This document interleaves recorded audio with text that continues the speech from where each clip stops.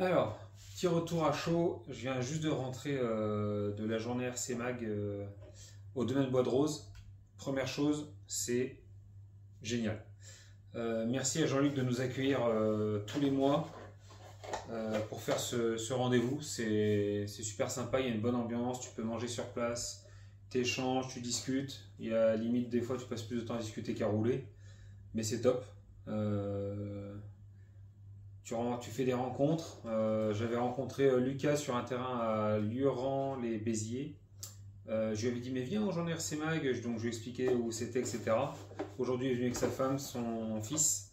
Il a roulé, s'est éclaté, puis il va prendre l'abonnement à l'année qui est de 50 €. Bon, voilà, puis tu vas rouler quand tu veux là-bas. Donc voilà, pour ça c'est top. Petit retour sur les machines. On finira par le DF7. J'ai roulé un petit peu le crawler. Franchement celui-là, je m'éclate. Donc un R2 Moon Speedy, châssis R2 Moon, avec le skid plate GN80 donc, qui est portugais.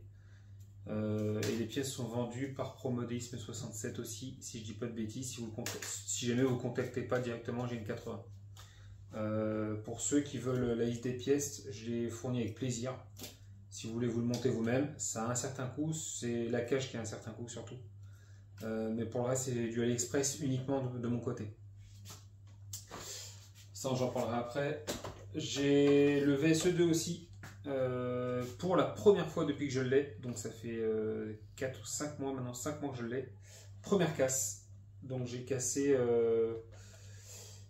une tige, je connais même pas le nom, franchement.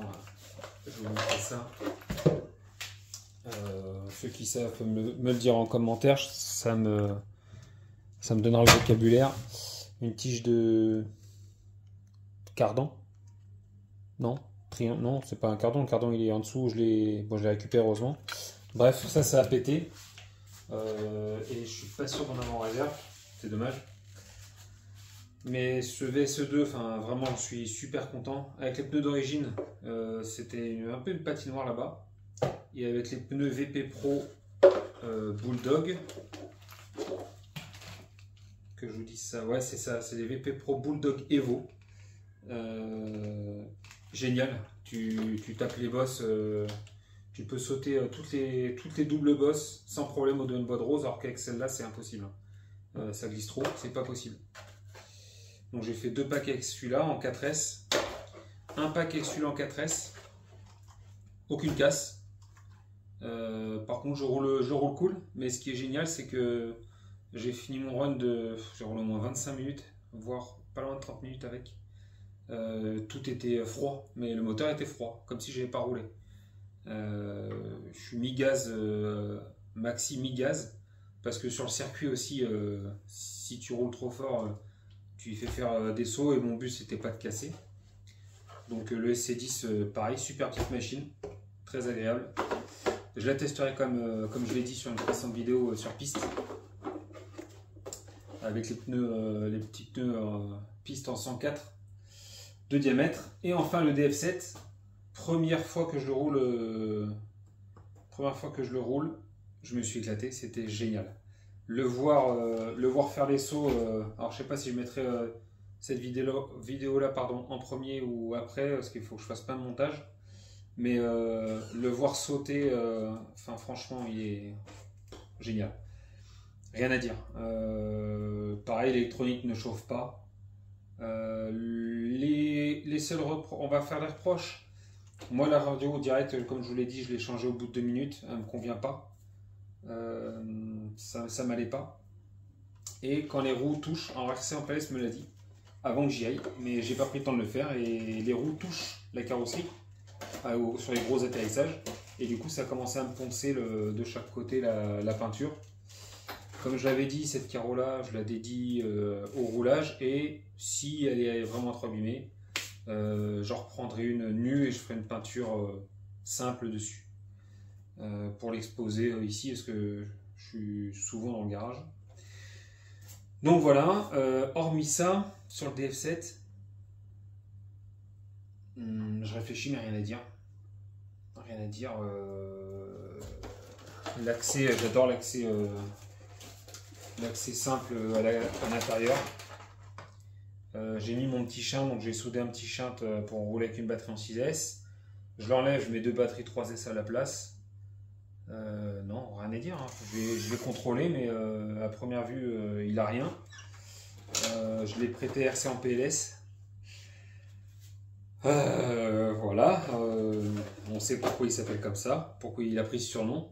Il a de l'autodérision, c'est bien. Non, mais il me l'a pas saccagé, il a essayé de faire attention, c'est pas évident à prendre en main.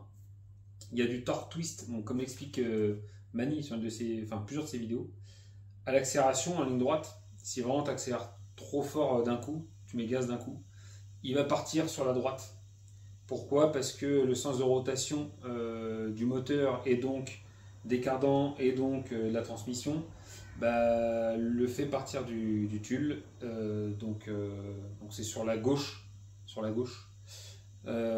Et quand je prenais les virages sur la gauche, pareil, il avait plus tendance à se renverser. Toujours pareil à cause de ce sens de rotation, ce qui augmente l'inertie. Pardon, j'ai fait m'étouffer. Qui augmente l'inertie et qui le fait partir. Donc non, c'est le sens de rotation est par là. C'est ça. Et donc, vu le sens du moteur plus le braquage des roues, ça tend à faire partir plus facilement. Mais bon, hormis, c'est ce que je recherchais dans cette machine. Je voulais un truc, comme je l'ai dit plusieurs fois, je veux que des trucs différents. Et là, je suis servi. Là, j'ai un petit short course, mais avec un châssis classique, mais avec un super comportement. Et là, j'ai le vrai short course, avec le gros débattement à l'arrière et tout. Enfin, c'est top. J'en demande pas plus. Voilà. J'ai reçu les pièces pour le X-Mars, comme je vous l'ai dit aussi dans une précédente vidéo. Donc ça sera certainement demain, les réparations. Donc dimanche demain, 19 novembre. Et je vais aussi passer au club RC Bateau 34 à Aspirant. Je crois que c'est Aspirant. Pour y aller pour une première fois, pour voir un petit peu les bateaux. On va faire une petite sortie en famille. Ça sera l'occasion de découvrir un nouveau monde du modélisme. Un nouveau mode. Donc voilà. Écoutez, bonne soirée à vous. Pour moi, c'est nettoyage. Et puis, dernière chose, la mise en charge des lipos. Là, je viens de rentrer. Donc, direct. Vous voyez, j'ai ma petite sacoche anti-feu là. Direct, je vais mettre mes batteries en stockage. N'oubliez pas de faire ça dès que vous rentrez. Chacun fait ce qu'il veut, c'est toujours pareil. Mais pour la durée de vie de lipo, c'est mieux. Et j'ai constaté que la DXF, donc c'est une des 4 DXF que j'ai. Je reviens dessus. Perso, moi je ne recommanderais pas d'acheter ça. Lucas nous en a parlé. La personne que j'ai vue à Luran-les-Béziers, à qui j'ai proposé de venir au domaine Bois de Rose. Moi je lui ai dit franchement, DXF, pour moi, pas plus que ça. RC en PLS était d'accord avec moi. Et Mika de RC Usinage 34 aussi, ils étaient là. Donc ça a fait des rencontres super sympas. Il y avait Eric de RC Mag aussi.